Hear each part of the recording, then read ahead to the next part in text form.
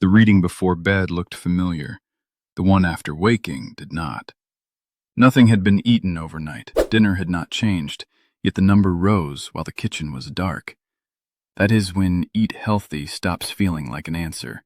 Food quality still matters, but the space between those two readings contains information the dinner plate cannot display.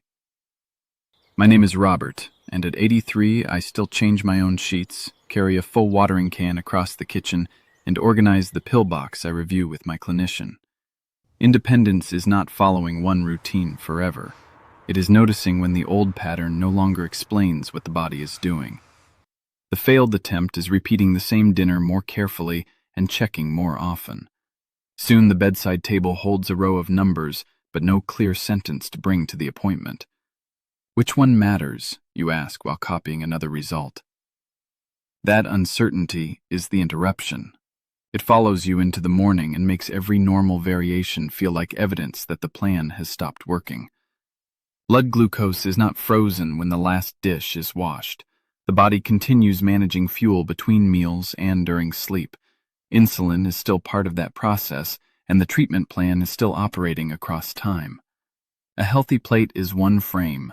The pattern is the film. The metaphor has a limit. Two readings cannot diagnose a cause, but they can reveal that the useful question is larger than, was dinner healthy? Before changing anything alone, the missing task is to identify what changed across the timeline. Until that is done, the same good meal can keep receiving blame for a pattern it cannot fully explain. Salad on the plate, pills on the counter, and the meter is still higher than you expected. If that feels familiar, even after cutting sugar and following your doctor's plan, pay attention. It does not mean you failed. Blood sugar is not a single switch controlled by one food. It is a 24-hour system shaped by your meals, movement, sleep, stress, medication, and the way your body responds to insulin. When that system remains under pressure, the effects can appear far beyond the meter in your energy, your eyes, your kidneys, and your nerves. Stay with me, because one overlooked piece is about to make the rest of this video click. And if you want to see how daily blood sugar support can fit alongside healthy habits and your doctor's plan, I placed a free presentation in the description below. Healthy food quality can coexist with high glucose when the carbohydrate amount, the structure of the meal, glucose released from inside the body, or the treatment context no longer matches your needs. Start with amount. Healthy and low impact on glucose are not synonyms. Oatmeal, beans, fruit, milk, whole grain bread, and starchy vegetables can all provide useful nutrients. They also contain carbohydrate. The glucose response depends partly on how much carbohydrate arrives in the full meal, not simply whether each item has a respectable reputation. That is how a plate can pass the ingredient test and fail the arithmetic test. A large bowl of oats, a banana, whole grain toast, and a glass of milk may all be reasonable foods individually. Together, they may deliver more carbohydrate than one person's current plan handles comfortably. Serving size is where the photograph becomes misleading again. The number on a package may describe half the bowl you pour, or one slice when you usually eat two. A food does not become unhealthy because the portion matters. It becomes measurable. That distinction protects nutrition while removing guesswork. Restaurant portions complicate the picture further. A grain bowl may contain several scoops beneath the vegetables. A light dressing may carry added carbohydrate. A smoothie may combine several servings of fruit. None of this requires panic. It requires seeing the meal as it was served rather than as it was named. This is not an order to remove those foods. Current clinical guidance emphasizes individualized eating plans, not one universal carbohydrate target. The useful question is, how much is in the complete meal and what happens in my own pattern? Now look at structure. Carbohydrate is the primary dietary influence on post-meal glucose, but fiber, food processing, and the other foods in the meal can change the shape of the response. Whole, intact grains generally behave differently from highly refined products. A small crossover breakfast trial in older adults with type 2 diabetes found lower post-meal glucose with higher soluble fiber than with a lower fiber breakfast. That does not make fiber an eraser. Adding seeds to an oversized meal does not remove the carbohydrate already present. Protein and non-starchy vegetables can help create a more balanced, satisfying meal, but there is no ideal macronutrient percentage for everyone. Structure also includes processing. Steel-cut oats, instant sweetened oats, intact beans, bean flour, whole fruit, and blended fruit can produce different experiences even when the front label uses similar words. The useful comparison is not natural versus bad. It is your actual portion, preparation, full meal, and repeated response. The third variable never appears in the bowl because some glucose enters the bloodstream from inside the body. The liver stores and releases glucose so the brain and other tissues have fuel between meals. In the early morning, hormones can signal the liver to release more. If insulin is insufficient or the body is resistant to it, morning glucose may rise even though no food was eaten overnight. This is commonly called the dawn phenomenon. That changes the investigation. A high fasting pattern and a high after-meal pattern do not necessarily ask the same question. Increasing long-acting insulin or changing medication without knowing the overnight pattern can create a risk of glucose dropping too low at another time. That decision belongs with a clinician who knows your treatment. A short record can help separate the clues. If the level is in range at bedtime and higher on waking, the question differs from a pattern that is already elevated after dinner and stays there.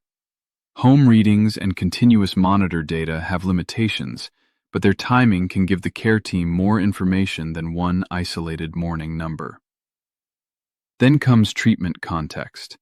Illness, pain, emotional stress, sleep disruption, reduced activity, steroid medicine, missed doses, changes in kidney function, and progression of diabetes can all alter glucose. A meal that appeared to work last year may not create the same response today because the body and the treatment plan are not frozen in time. Even a well-followed prescription can need review. Bodies age, kidney clearance changes, appetite shifts, and other medicines enter the cabinet. That does not mean the treatment failed or the clinician made a mistake. It means chronic care is a moving conversation. The obvious objection is fair. If several pressures matter, how can anyone know what to change? By refusing to change everything at once. Use a three-part stack. First, identify the pattern before editing the menu. For several days, record meals honestly, medication timing, sleep, illness or unusual stress, and glucose checks performed according to professional guidance.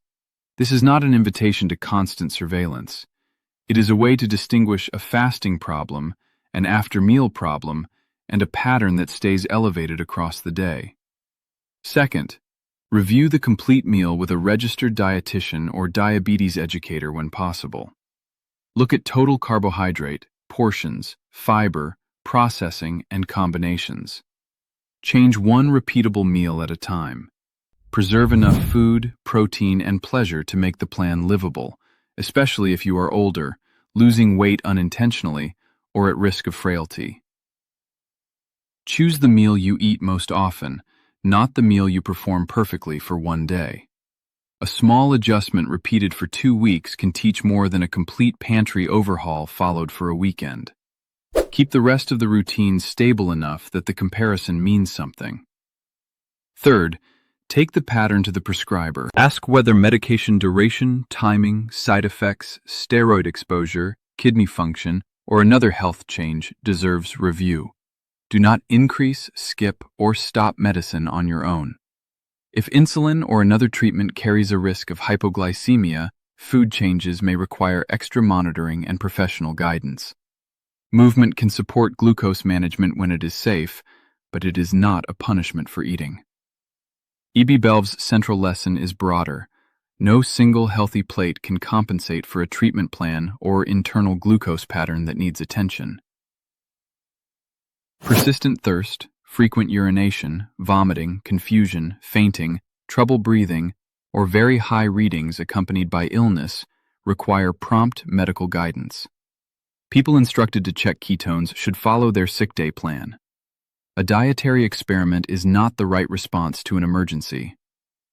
I still sort the mail at my desk, water the porch plants, and meet my neighbor for a quiet game of chess. The freedom is not that every reading behaves. It is that I can recognize a pattern, prepare a useful question, and continue the day without treating uncertainty as a personal failure. Here is a composite pattern. Harold, 76, volunteers at a small community library.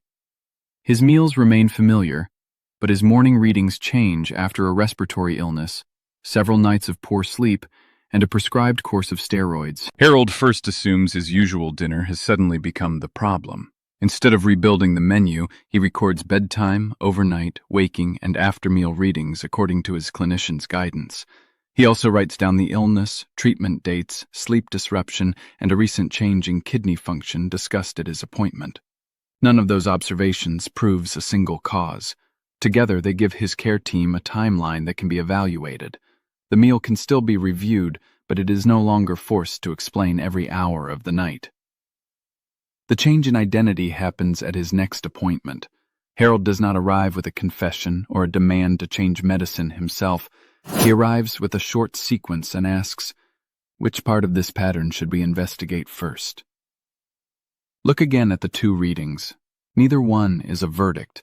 Together they show why a photograph of dinner cannot contain the whole motion picture. Food quality matters. Amount matters. Meeting structure matters. Internal glucose release matters. Medication and health context matter.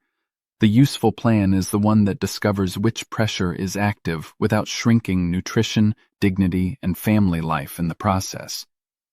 At 83, I no longer want the diet that looks virtuous from across the room. I want a routine that keeps me strong enough to carry my own bowl, clear enough to ask better questions, and flexible enough to change when the evidence changes. Now you can see why focusing on one food, one habit, or one number may still leave part of the problem untouched. Blood sugar is influenced by a system that keeps working all day and all night. So lasting support is not about one miracle ingredient. It is about supporting the whole picture. And now you have a choice. You can leave with another interesting tip, or use what you have learned to build a more complete daily routine. Because the real goal is not to fear every meal or constantly worry about the meter. It is to feel confident in your routine, protect your independence, and keep living life on your own terms. If you want to discover the additional daily support approach I use alongside healthy habits and medical care, watch the free presentation in the description below. It reveals an overlooked gap that many routines may leave behind, and a broader strategy designed to support it. Watch it now while this connection is fresh. This supports your routine. It does not replace your doctor or medical treatment. Where does your difficult pattern appear? But before breakfast, after a particular meal, or across the day?